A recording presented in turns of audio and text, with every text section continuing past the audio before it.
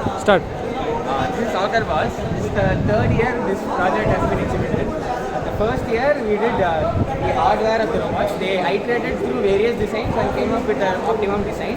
After that, we were able to do the image processing part and with some basic form of control of robots.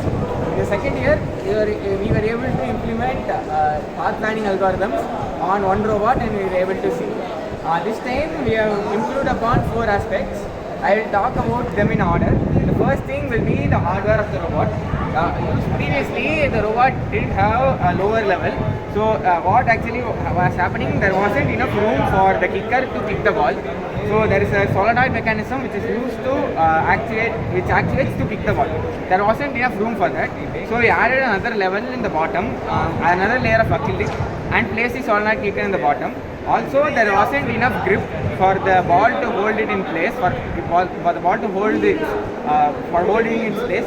So we added some grip onto the dribbler, and now we are able to dribble the ball properly. Even when the ball rotates or comes back, the ball also comes with the ball. This is the major difference in terms of mechanical hardware.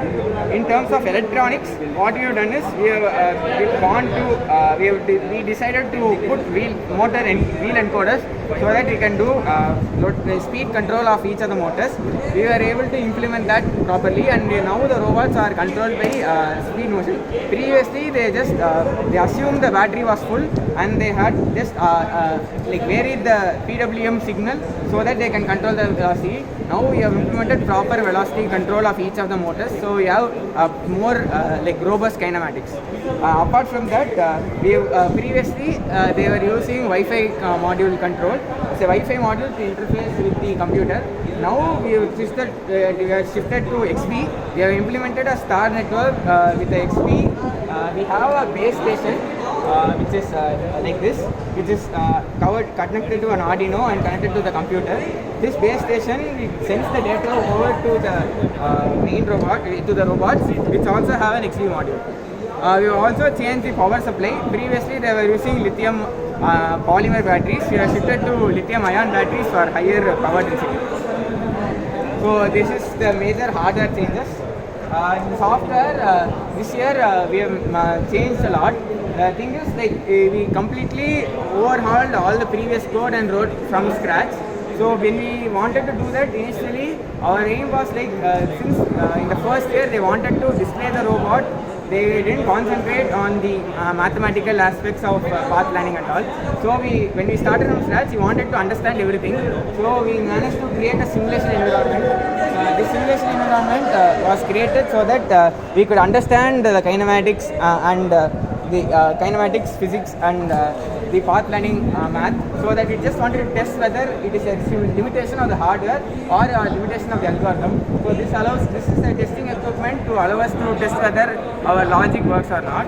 So primarily you can create formations in this. You can create various formations, move the robots around in this to test various algorithms. That is the basic purpose of this. We have implemented physics from scratch, the collision mechanics, ball bouncing, friction, everything has been implemented in this. Even this simulation environment was completely built from scratch using Pygame. All the maths is done in Python. So that is what we have done. Apart from that, this year, even the hardware interfacing code was written from scratch. The hardware interfacing now is completely in ROS. Previously they were using the IM utils package to get the image. Now we have shifted to the USB CAM package. This allows us to get better frame rate. Also, the image processing was taking place in one node of ROS. Now what we have done is separated into multiple nodes, where one node does the perspective transform of the field, one node does the bot identification, one node does the ball identification, one node does the ball speed, one node does the different bot speeds and all. So this creates the process and allows for faster computation. Previously the maximum FPS that was obtained was 10 FPS. Now it is always about 25 FPS. So we are always able to detect the ball and the control is much faster and the robot response is much better. So that is the improvement in terms of image processing. In terms of path planning, what we see in terms of communication, previously in last year they only managed to get one path working because of some hardware restrictions. Now all the 4 robots have been interfaced properly and are properly controlled. We also managed to add a global coordinate system for everything. So even if the robot is rotated, we can control it with the joystick. Like the robot can be controlled independent of joystick, just like independent of its orientation. Just like how a FIFA game works. If you turn the joystick towards the left, it will go left regardless of its orientation. This is due to the transform which we do using the camera input. That has been implemented. We have also implemented go to goal, which is like the robot will move towards a particular target. If you move the robot, it will again move there. It will always try to move to that point. That has been implemented. With that, we have also implemented autonomous goalkeeping. So basically, the ball's trajectory will be tracked by the camera. The speed of the ball will be estimated, and with the speed vector, we will be able to generate the trajectory of the ball. And with the trajectory of the ball, we can find the go-to goal of the robot and send the robot there. This is basic. This is a very basic form of goalkeeping which we have implemented. Apart from that, we also implemented defending. For this, we utilized the ASR search algorithm. This was done previously last year also, but this is the new hardware interface, and it works really with much better response compared to what last year. And the bot will always move towards the ball. This time in a more dynamic environment, even when there are interferences in terms of the ball is not visible for some time, it even works there. So it is quite advantageous.